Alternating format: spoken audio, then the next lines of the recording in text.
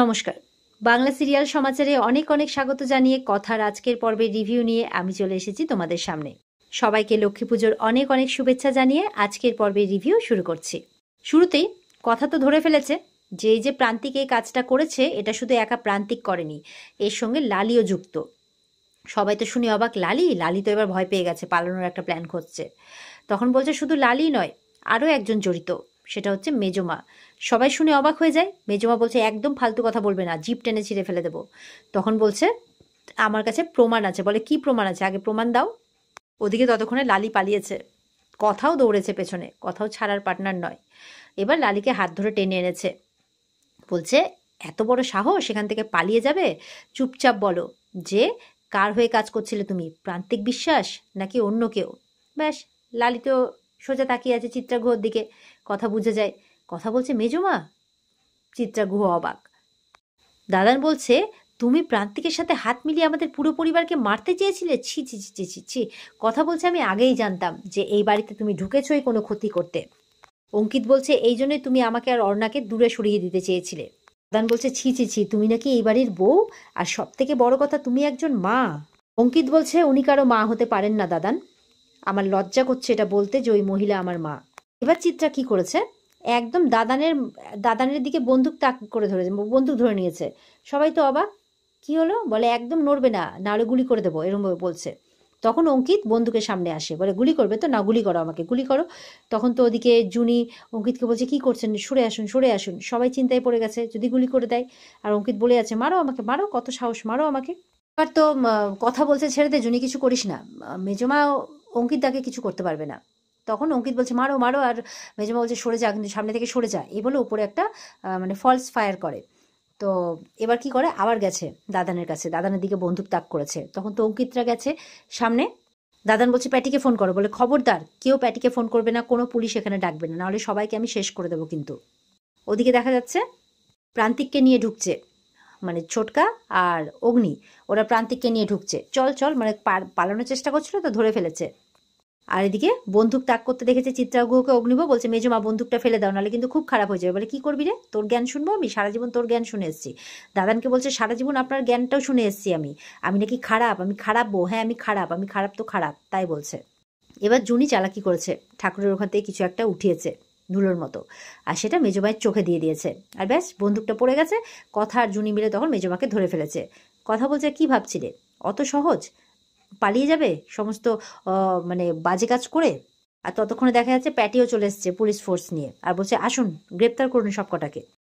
এবার তো পুলিশ ধরে নিয়েছে প্রান্তিকদের। প্রান্তিক বলছে শত্রু আরো বাড়িয়ে দিলে অগ্নিবউ। বলে কথা বলছে একদম চুপ করে থাকবে, একটাও কথা বলবে না। বাকি পুলিশরা একদম ধরে নিয়ে যাচ্ছে তখন প্রান্তিককে। অঙ্কিত বলছে নিয়ে যান সব কটা ক্রিমিনালকে। মায়ের সামনে এসে বলছে নিয়ে যান, আর এমন এমন চার্জেস লাগাবেন যাতে কোনোদিনও না ছুটতে পারে, আর এই মুখটা যাতে আমাকে কোনোদিনও না দেখতে হয়। কাঁদছে আর বলছে হাজার হোক মা তো। অঙ্কিত বলছে আমি জানবো আমার মা মারা গেছে এখন থেকেই, তাই বলছে। চিত্রা বলছে কথাগুলি গুহ, কাজটা তুমি ভালো করলে না। অঙ্কিত বলছে থ্রেট করছেন, থ্রেট করছে, ক্রিমিনালগুলো থ্রেট করছে, আর পুলিশ আপনারা দাঁড়িয়ে দাঁড়িয়ে দেখছেন, নিয়ে যান নিয়ে যান, এগুলো কাঁদতে কাঁদতে বলে চলে যায়। এবার কথা এসছে, বলছে মেজমা তুমি মা হওয়ার যোগ্যই নাও, তুমি কোনোদিনও তোমার সন্তানদের ভালোই বাসনি, সবসময় ভালোবেসেছো সম্পত্তিকে, আর ভেবেছো কখন আমি এই বাড়ির থেকে কতগুলো সম্পত্তি পাবো, সবসময় ভেবেছো। তখন কথাগুলিকে চুপ করাচ্ছে মেজমা ধমক দিয়ে। বলে আজকে আমাকে ধমক দিয়ে চুপ করাতে পারবে না তুমি। আজকে আমি যদি তোমাদেরকে না ধরতাম তাহলে আমার বাচ্চাদের সর্বনাশ করে দিতে তুমি, তোমরা সব কটা মিলে। কথা বলছে যান নিয়ে যান, আমি আর এদের মুখ দেখতে চাই না। আজকে আমি তোমাকে ধরিয়ে দিলাম। শুধু আমার খারাপ লাগছে জানো কটা মানুষের জন্য, অঙ্কিতদা, অর্ণা আর জুনির জন্য। ওদিকে অর্ণা বলছে এরপরে যদি তুমি কোনোদিনও ভালো হয়েও ফেরো না মা, আমি আর তোমাকে মা বলে ডাকবো না। আমি তোমাকে সব থেকে বেশি ভালোবাসতাম, আর তুমি আমাকে মিথ্যে কথা বললে, তুমি বোম ফাটিয়ে সবাইকে মারতে চেয়েছিলে মা, ছি তোমার লজ্জা করলো না? আসলে তোমার কোনো লজ্জাই নেই। তাহলে তো দাদাভাই ঠিক বলছিল, আমিই ভুল ছিলাম। অর্ণার কথা শুনে চিত্রা অবাক। অর্ণা পরিষ্কার বলে দিল যে আর সে তাকে মা বলে মানবে না। তো সমস্ত ক্রিমিনালকে তো পুলিশ গ্রেপ্তার করে নিয়ে চলে যায়। এবার কথা ঘুম থেকে উঠেছে, মানে সবাই মিলে ঘুমোচ্ছে, তো কথা সকালে আগে উঠেছে। উঠেই দেখছে ঠিক পায়ের কাছে শাড়ি রাখা আছে, দশমীতে বরণ করবে মাকে, তো সেই জন্য একটা সাদা লাল লাল পেরে সাদা শাড়ি রেখেছে কথার জন্য। আর সেখানে উপরে লেখা আছে আজকে তো তুই মাকে বরণ করবি, তাই এই শাড়িটা পরবি। তাই কথা বলছে আমার কত খেয়াল রাখেন না পাচক মশাই, একটা সময় ছিল যে দুজন দুজনকে সহ্য করতে পারতাম না, আর এখন একটা সময় যে দুজন দুজনকে চোখে হারাই। এরপরে কথা সেই স্প্রে করার কথা মনে পড়ে যায়, স্প্রে করে ঘুম থেকে তোলার কথা। তো এবার কি করেছে, একটা স্প্রে বটল নিয়ে এসছে, আর ঠিক তেমন করেই কিন্তু মানে অগ্নির মুখে স্প্রে করে দেয়। অগ্নিও লাফাতে লাফাতে বৃষ্টি বৃষ্টি বৃষ্টি করতে করতে দেখে যে না, কথা মুখে স্প্রে করে তুলেছে। কথা তো সেই হাসছে হা হা করে, বাচ্চারা কিন্তু ঘুমোচ্ছে, এখনো ওঠেনি। অগ্নি বলছে দাঁড়া তবে রে, এই বলে স্প্রে বটলটা নিয়ে কথার পেছন পেছন ছুটেছে, কথাকে স্প্রে করছে। এই করতে করতে কথার মুখে স্প্রে করছে, এই করতে করতে দুজনের মধ্যে একটু রোম্যান্স শুরু হয়ে যায়। তখন বাচ্চাদের ঘুম ভেঙে গেছে। তো চিকি বলছে তোমরা কি করছো কথা মা? তখন তো ওরা দুজনে দুজন থেকে দূরে সরে যায়। অগ্নি বলছে না না কিছু না, আমি গাছে স্প্রে করছি, এই যে বিভিন্ন গাছে স্প্রে করছি, ঘরে স্প্রে করে বেড়াচ্ছে আর বলছে বিভিন্ন গাছে স্প্রে করছে। কথা বলছে অনেক হয়েছে, তোমাদের ঘুম হয়ে গেছে, এবার সবাই মিলে যাও ফ্রেশ হয়ে নাও, তারপরে বারান্দায় গিয়ে আমার সাথে গাছে জল দেবে, তাই বলছে। তো এই বলে বাচ্চারা এবার সবাই মিলে দুজন মিলে বাথরুমে চলে যায়। এবার তো অগ্নি আবার কথাকে জড়িয়ে ধরেছে। কথা বলছে আবার, বলে বাচ্চারা নেই তো, অসুবিধে কি আছে? কথা বলছে যান, আপনাকেও কিন্তু রেডি হয়ে নিতে হবে, হ্যাঁ? তখন অগ্নি বলছে হ্যাঁ ঠিকই বলেছিস, যেন আমিও বাচ্চা। ঠিক আছে কথা মা, তাই বলছে। এই বলে অগ্নিও চলে যায় রেডি হতে। যাওয়ার সময় কথার মুখে আবার জল দিয়ে স্প্রে করে যায়, আর কথা তো আবার রেগে যায়। এবার কথা নিয়ে গেছে বাচ্চাদের গাছে জল দেওয়াচ্ছে, কথা জল দিচ্ছে। এবার তুলসী গাছের পালা, সেই গাছে তো জল দেয়নি।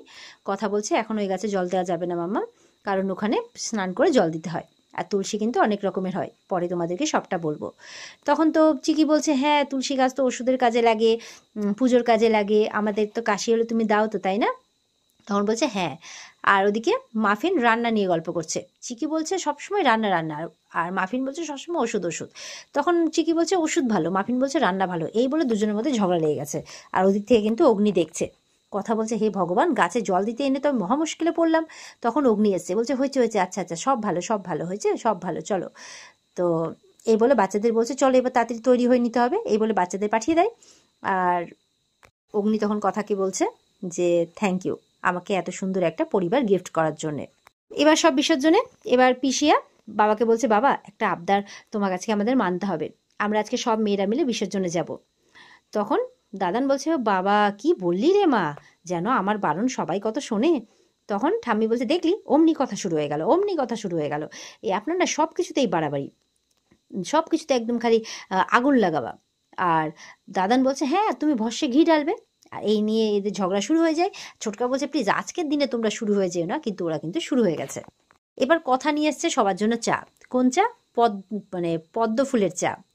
তখন অগ্নি বলছে লোটাস টি, বলে হ্যাঁ এটা পরিপাকতন্ত্রকে ভালো রাখে, রক্তচাপ কম করে। তখন ঠাম্মি বলছে দাও দাও এনাকে দাও, বেশি করে এনাকে দাও, দাদানের কথা বলছে। সবাইকে দিচ্ছে। তো অগ্নিকে যখন দিতে গেছে, না রে আমার সব কিছু ঠিক আছে, বিশ্বাস কর আমার এই চা লাগবে না। তখন বলছে এটা আপনার কফি, বলে হ্যাঁ এটা আপনার কফি। বলে সবাই বলছে কি ব্যাপার আজকে কফি? বলে হ্যাঁ আপনি বলেছেন না মাঝে মধ্যে একদিন নিয়ম ভাঙলে নাকি কিছু হয় না, সেই কারণে ওই জন্য কফি নিয়ে এসছে।